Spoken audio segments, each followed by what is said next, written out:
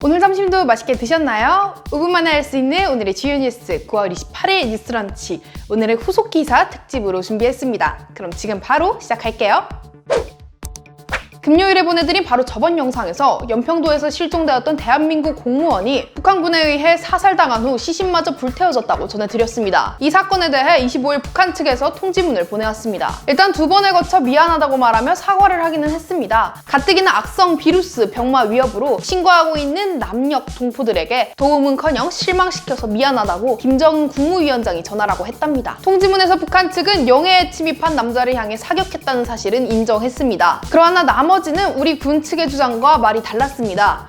정체불명의 남자는 신분 확인 요구에 제대로 답변을 하지 않았고, 사격 후 확인해보니 부유물 위에는 많은 양의 혈흔만 있었으며 방역을 위해 태운 것은 오직 부유물 뿐이라는 겁니다. 이어 우리 군은 무슨 근거로 억측을 해서 해명을 요구하기도 전에 만행, 응분의 대가 같은 어휘를 쓰냐고 유감을 표하기도 했습니다. 이에 대해 청와대는 어제 북측에 추가 조사를 요구하기로 결정했으며, 이낙연 더불어민주당 대표는 남북 공동조사가 필요하다는 입장을 발표하기도 했습니다. 지난 9월 14일 미국 서부 각지에서 대형 산불이 발생해 많은 피해가 발생하고 있다고 전해드렸죠. 2주가 지난 지금까지도 불길이 잡히지 않는 곳이 너무나도 많습니다. 한편 이번 산불이 미국 서부 지역의 와이너리에도 재앙이 될 수 있다는데요. 산불에서 발생한 연기가 수확을 앞두고 있는 와인 포도밭을 오염시키고 있기 때문입니다. 캘리포니아주 와인포도 농장주 협회의 존 아기레 회장은 오염된 포도를 시음해보고는 맛을 보고 정신이 나가버렸다, 똥맛에 플라스틱 맛이 났다며 와인 포도밭에 닥친 재앙을 한탄했습니다. 또 다른 캘리포니아의 한 와인 양조장 주인은 와인에서 캠프파이어를 할 때처럼 제 맛과 냄새가 났다고 말했습니다. 와인에서 역한 맛과 냄새가 나는 이유는 산불 연기가 포도에 스며들 때 만들어지는 탄소화합물 페놀 때문이라고 합니다. 오염 검사를 거치지 않은 포도는 양조장에서 아예 받지 않는다고 하고요. 포도 샘플 검사실은 업무 포화 상태라고 합니다. 한 연구소가 말하길 검사 결과는 2달 뒤에나 나온다고 하네요. 올해 캘리포니아에서 제대로 된 와인 먹을 수 있을까요?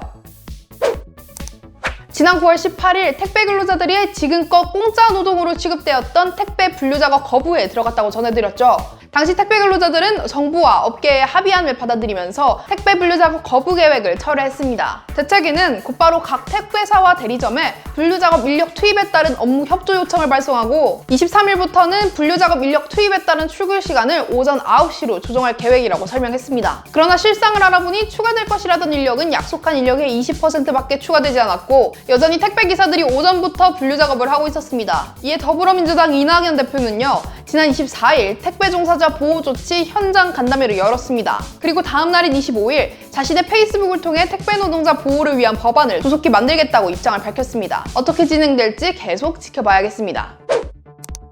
23일 뉴스런치에서 무료 접종이 예정되었던 독감 백신이 상온에 노출되면서 접종이 전면 중단되었다고 전해드렸습니다. 백신이 상온에 노출될 경우 단백질 함량이 낮아져 효능이 떨어지고 부작용을 초래할 가능성이 생기기 때문에 접종을 전면 중단했던 것인데요. 실상을 파악해보니 이 백신을 맞은 사람이 최소 200명이 넘는다는 것이 확인되었습니다. 접종하지 말라고 발표했는데 어떻게 이 문제가 있는 백신을 맞게 된 걸까요? 우선 21일 밤부터 시작된 질병청과 보건소의 통보를 제대로 확인하지 않고 접종한 케이스가 있습니다. 그리고 일부 병원들이 규정을 어기고 이 문제가 있는 무료 접종용 백신을 미리 개봉해서 유료용이라며 접종한 경우입니다. 확실한 건 안정성 조사 결과가 나와봐야 알 수 있겠지만, 방역당국은 이 상온에 노출된 백신이 잘 밀봉된 상태였던 만큼 큰 문제는 없을 것이라고 밝혔습니다. 한편 질병청은 이미 접종한 사람들의 상태를 현재 점검하고 있고요. 아직까지 이상 반응이 발생한 사람은 없다고 합니다.